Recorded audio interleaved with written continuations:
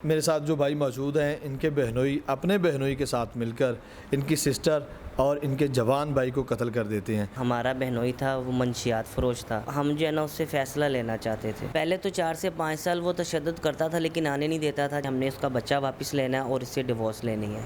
मौका देख कर घर पर आया, अपने आने के कुछ देर बाद अपने बहनोई को बुलाया और उन दोनों ने मिलकर मेरा छोटा भाई मोहम्मद तालिब उसका कत्ल कर दिया और उसके बाद जो है ना अपनी बीवी का कत्ल कर दिया। तो बयान देते हैं कि हाँ हमने ही कत्ल किया है।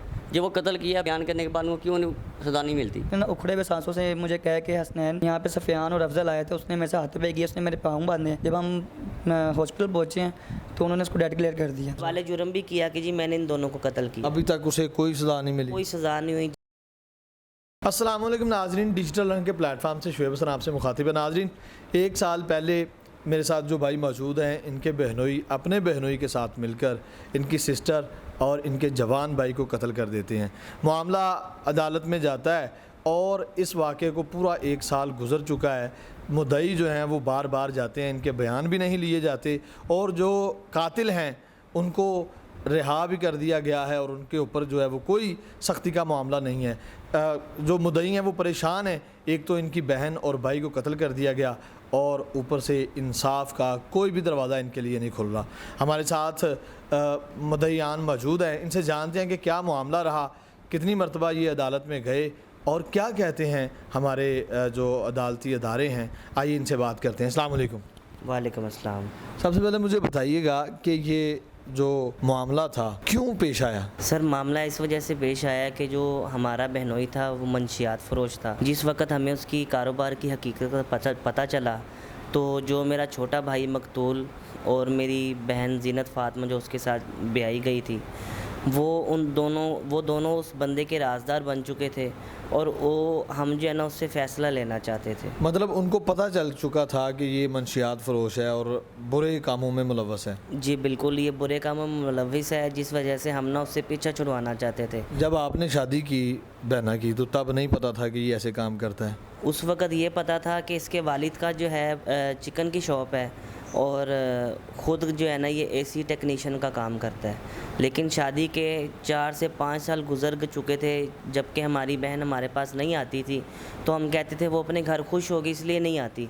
लेकिन जब वो आना शुरू हुई तो उसके बाद हमें आहिस्ता आहिस्ता इसकी हकीकत पता चल गई कि ये बंदा किस कैटेगरी का है, ये बंदा क्या कारोबार करता है, इसका क्या पेशा है, ये क्या चीज़ है। शादी किए कितनी देर बाद पता चला कि ये बंदा जो है वो मंशियात फ़रोश है?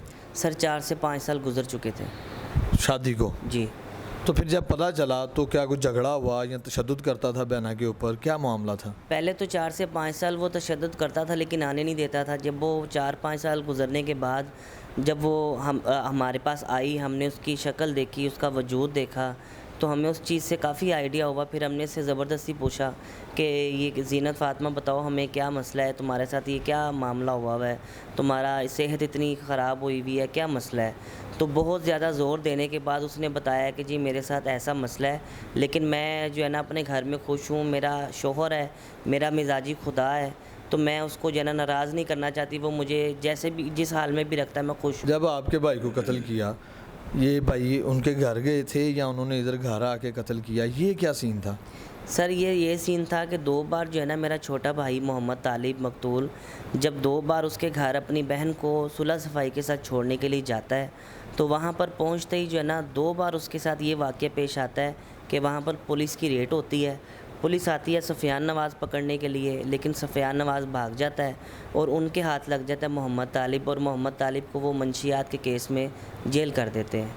और 2 बार ये मसला पेश आता है जिसकी वजह से फिर वो उसके घर जाना भी छोड़ देता है। और पिछले तकरीबन जब ये वाक़या हुआ था तो 4 से 6 माह पहले जो है ना हमारी बहन हमारे पास आ चुकी थी और हमने आगे केस करना था कि हमने उसका बच्चा वापस लेना है और इससे डिवोर्स लेनी है। लेकिन उस दौरान उसने मौका देखकर घर पर आया और अपने आने के कुछ देर बाद अपने बहनोई को बुलाया और उन दोनों ने मिलकर जाए वक़ुआ के ऊपर मेरा छोटा भाई मोहम्मद तालिब उसका कत्ल कर दिया और उसके बाद जो है ना अपनी बीवी का कत्ल कर दिया। मुद्दई हमारे साथ मौजूद हैं, इनसे जानते हैं कि ये मुकदमा कहाँ तक पहुँचा। जी भाई बताइएगा कि जब आपने पुलिस में जाके रिपोर्ट करवाई, सारा मामला उनके सामने रखा, उसके बाद के वाक़यात क्या हुए? पुलिस ने आपके साथ ताउन किया? नहीं, पुलिस हमारे साथ किसी तरीके ताउन नहीं कर रही। जब हम बयान देते हैं वो बयान उल्टे लिखे जाते हैं। जब हम उस पर एक्शन लेते हैं तो वो कहते हैं जी यही बयान लिखे जाएंगे। तो उसके बाद वो कहते हैं जी ये जो है ना बंदा अफजल जो है वो बेगुनाह है। बेगुनाह किस तरह का, वो सबूत ही सामने नहीं आने देते। अफजल ये जो शख्स है ये आपके बहनोई का बहनोई बेनोई है? का बेनोई है। वो उसको हमारे सामने पेश नहीं करते। जब हम उसके ASI के ख़िलाफ़ हम कंप्लेन देते हैं तारक के ख़िलाफ़, तो वो उसके बार बार इसराज के बाद वो हमें पेश करता है। तो पेश करने के बाद वो बयान देते हैं कि हाँ हमने ही कत्ल किया है। जब वो कत्ल किया, बयान करने के बाद उनको क्यों नहीं सज़ा नहीं मिलती? यानी वो इकबाल जुर्म भी कर रहे हैं कि हमने हम कत्ल दोनों किया? करते हैं कि हम आए हैं घर में, और उसके बाद वो कहते हैं जी ये किसी तरीके से सामने है ही नहीं। वो बयान ही उल्टे लिख जाते हैं। जब हम बयान कहते हैं कि हमारे बयान ही है, तो कहते हैं इस बयान पे तुम्हारे रिकॉर्ड ही यही होंगे, इसके अलावा नहीं होंगे। तो अब तक आप किसी बड़े अफसर के पास नहीं गए, CCPO के पास या हाई कोर्ट में कहीं पे जाके आपने जो है वो अपनी अपील नहीं की कि हमें इंसाफ अपील फराहम किया करने जाए? की कोशिश की है, मगर हमारे जो वकील साहब हैं वो भी किसी तरीके से हमें आगे नहीं पेश होने देते। जब पुलिस ने इन्वेस्टिगेट किया आकर जाए वकुआ पर जहाँ पर ये वाक़या पेश आता है, तो वहाँ पे कोई फिंगरप्रिंट्स भी मिले होंगे, कोई ऐसे सबूत मिले होंगे, इनके बारे में अभी तक कोई कुछ पता नहीं चल सका? सबूत सारे मिले हैं, मगर वो सबूत सामने पेश ही नहीं कर रहे। वो अपने छुपा के रखे हुए, अपने पास का पेपर रखे हुए हैं, और हमारे सामने किसी तरीके का वो सबूत आगे देने का इरादा उनका है ही नहीं। इसकी क्या वजह? इनकी वो वही इरादा है ना कि इनको रिश्वत मिली हुई है। को बार बार वो ASI ने भी हमें कहा कि भाई वो अगर आप पैसा नहीं देते तो वो फिरदौस या अफजल हैं, उनको हम कहेंगे वो लाख 2 लाख तो वैसे ही दे देंगे। तो हमारे से डिमांड इसी तरीके की जाती है। अगर हम कहते हैं आपने हमारे से रिश्वत मांगी है, हम मांग तो नहीं रहे रिश्वत ना मांगने और मांगने के बाद मसला तो यही है ना, मानते भी नहीं है? मांगते भी नहीं है और कहते भी हैं कि वो हमें देने को तैयार है, तकाजा भी करते हैं। और जब हम कहते हैं आप तकाजा करें, हमने तकाजा किया ही नहीं है। जब आप अपने भाई के घर गए तो कैसी कंडीशन थी उनकी, क्या हालात थे, आपको कैसे पता चला कि कुछ ये हादसा जो है वो उधर पेश आया, तो आप वहाँ चले गए या अचानक गए आप? मैं शाम के वक्त ना घर से थोड़ा काम से बाहर गया था, तो मेरा भाई सोया हुआ था जो मकतूल था, तो हम दोनों एक ही कमरे में रहते हैं। तो जब मैं वापस शाम मगरिब के टाइम वापस घर पहुंचा ना, तो एक गली की नुक्कड़ पे मैं था और दूसरी गली की नुक्कड़ पर मेरा जो बिनोई है सफ़ियान और उसका बिनोई मेरे मकतूल की जो बाइक है मोहम्मद तालिब की, उस पर जा रहे थे। मुझे लगा कि शायद सुलह सफाई से आए हैं ये, वो कोई काम के लिए बाइक लेके जा रहे होंगे। मैंने उनको आवाज़ दी लेकिन उन्होंने नहीं सुनी। मैं अच्छा, वो उधर आके वारदात करके बाइक भाई के लेके तो चले गए? हाँ जी, तो मैंने उनको आवाज़ दी लेकिन काफ़ी फासला था तो उनको आवाज़ नहीं, वो चले गए। तो मैं अपने जब घर में गया, तो मैं जब अपने रूम में गया ना, तो जो मेरा मोहम्मद तालिब मकतूल है ना, वो ज़मीन पे गिरा हुआ था, उसके हाथ बांधे हुए थे रस्सी से और पैर भी बांधे थे, गला भी बहुत बेदर्दी से बांधा हुआ था, बहुत ज़ोर से बांधा था कि खुल भी नहीं रहा था। तो मैंने उसकी रस्सियाँ खोलनी, उसमें थोड़े चंद सांस बाकी थे, तो मैंने उसको उठा के नीचे लेके आया हूँ और गली में से किसी अननोन पर्सन से मैंने कॉल की है अपने भांजे को, असद को। उसको मैंने कहा कि असद ऐसे हम मोहम्मद तालिब के साथ कोई वाक़या कर गया तो इधर आ जा। तो ये अल्लाह तवक्कल वहाँ से गुजर रहा था फैक्ट्री के काम से, तो इसने मेरे साथ आया, हमने CNG रिक्शा करवाया, हमने उसको CNG में बिठाया और मियों की तरफ चले गए हैं। रास्ते में उसने ना उखड़े हुए सांसों से मुझे कहा कि हसनैन यहाँ पे सफ़ियान और अफजल आए थे, उसने मेरे से हाथ पे किया, उसने मेरे पाँव बांधे हैं। ये कहते कहते वो नीम बेहोश हो गया। जब हम हॉस्पिटल पहुँचे हैं तो उन्होंने उसको डेड डिक्लेयर कर दिया। फिर मैंने अपने भाई को जुल्फ़िकार अली को फ़ोन किया कि ऐसे यार मोहम्मद तालिब को सफ़ियान मार गया। तो ये वहाँ पे आया, इसने वहाँ पे जब सारा वाक़या देखा है, डेड बॉडी देखी है, तो उसने दूसरे भाई को फ़ोन किया शाहनवाज़ अली को, तो उसने 15 पे कॉल किया। तो 15 वाले आए हैं, पुलिस वाले आए हैं, मोहम्मद बूटा था SHO था, तो उसने आके ना पहले बदतमीज़ी बड़ी की है आपके साथ? हाँ जी, आते ना पहले हॉस्पिटल में बड़ी बदतमीज़ी की है उसने। ये नहीं देखे लेडीज़ है जो भी है। मतलब बदतमीजी क्यों किया? आपने बताया नहीं कि हमारे भाई का कत्ल हो गया है? अब मैंने उसको बताया कि हमारे भाई का कत्ल हो गया, लेकिन उसने कहा कि तुम वहाँ पे कैसे चले गए, तुमने पहले पुलिस को फ़ोन क्यों नहीं किया, तुम यहाँ पे डेड बॉडी क्यों लेके आ गए, तुम्हें पता नहीं है कि कत्ल का केस है, ऐसे है वैसे है। तो उसने ना हम ये कह के ना जो जय वकुआ पे जो हुआ ना, हमें वहाँ पे लेके चले जाएं।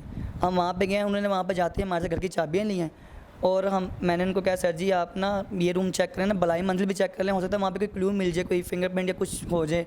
उन्होंने कहा नहीं कोई ज़रूरत नहीं है, आप यहाँ से चले। उसके बाद जब हम बाहर निकले, उन्होंने कहा कि आपने अब दोबारा यहाँ पे नहीं आना, घर आपका सीज़ हो गया, आपने यहाँ पे दोबारा नहीं आना, अब हमारी जिम्मेदारी है। ये हमें वापस ले आए। इन्होंने ऊपर चेक नहीं किया, वहीं उसी रूम में चेक किया और चेक करके पूरी तरह भी चेकिंग नहीं की, बस हालत देखी है रूम की और वापस आ गए।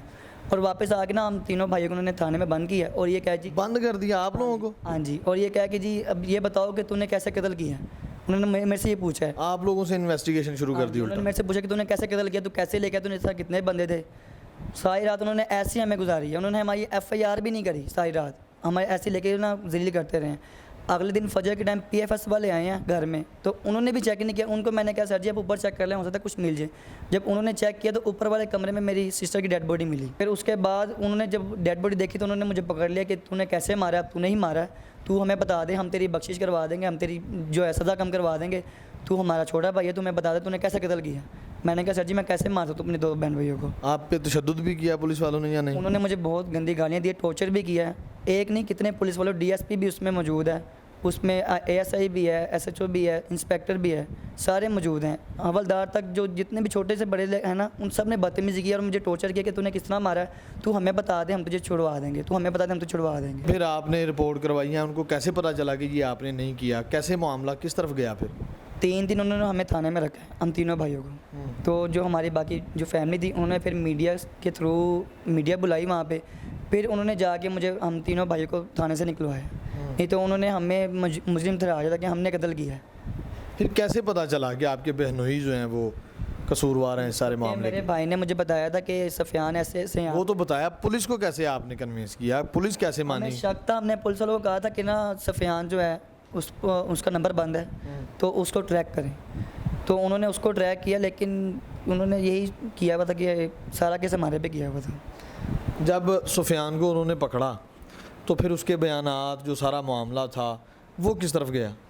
सफ़ियान को जिस वक्त पकड़ा है उस वक्त जो है ना उनकी कॉल आई है थाने से, SI तारिक की, लोअर माल थाने से।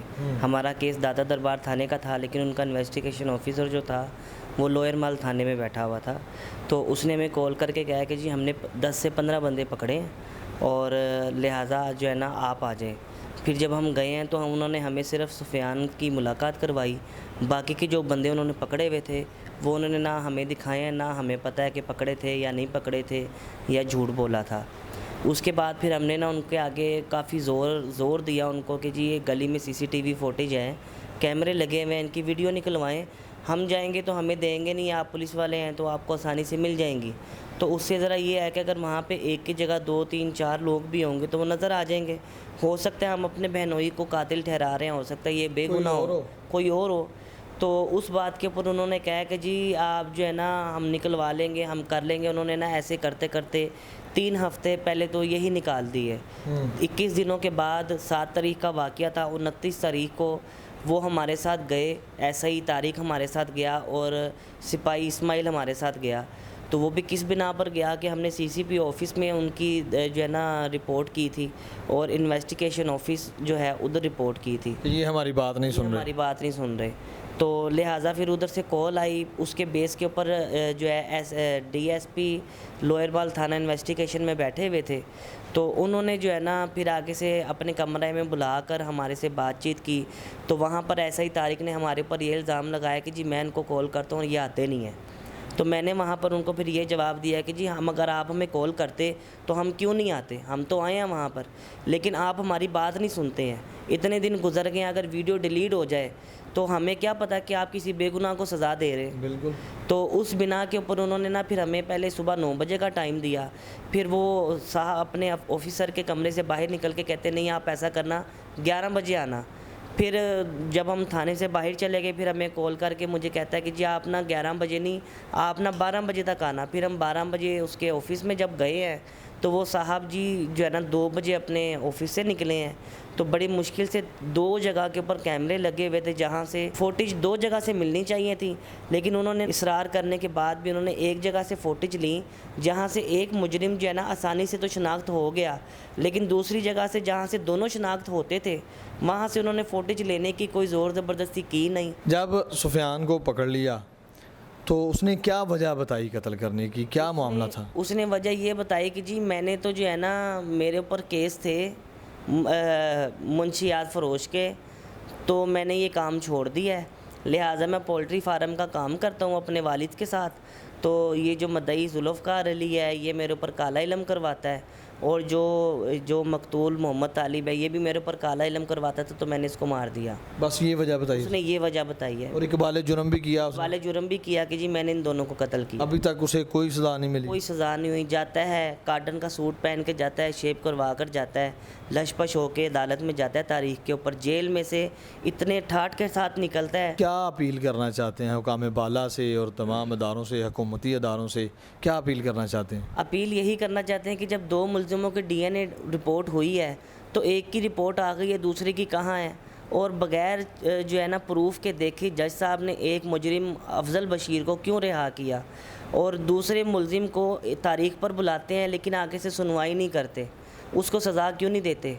और इन सब की वजह यही है कि वो पैसा लगा रहे हैं, रिश्वत खाई जा रही है सरकारी इदारों में, और उससे हमें ये खौफ है कि जब एक मुजरिम रिहा हो गया है तो जाहिर सी बात है दूसरा भी हो जाएगा और आ जाकर हमारे में से किसी को भी जानी ख़तरा है और हम महफूज नहीं हैं अपने इस मुल्क में, अपने इन इदारों से हम महफूज नहीं हैं। अपील क्या करना चाहते हैं? अपील यही है कि सज़ा होनी चाहिए। जब भी उसको सज़ा होगी तो हमें इंसाफ मिलेगा, तो जब उसको सज़ा ही नहीं होगी तो हमें कहाँ से इंसाफ मिलेगा? हमें इंसाफ मिल ही नहीं रहा। 1 साल गुजर गया अदालत के चक्कर लगा लगा के हम परेशान हो गए। हमारे घर में तो खाने पीने से भी हम परेशान हो गए कि हम क्या करें, लेकिन अदालत कोई इंसाफ करना ही नहीं चाहती।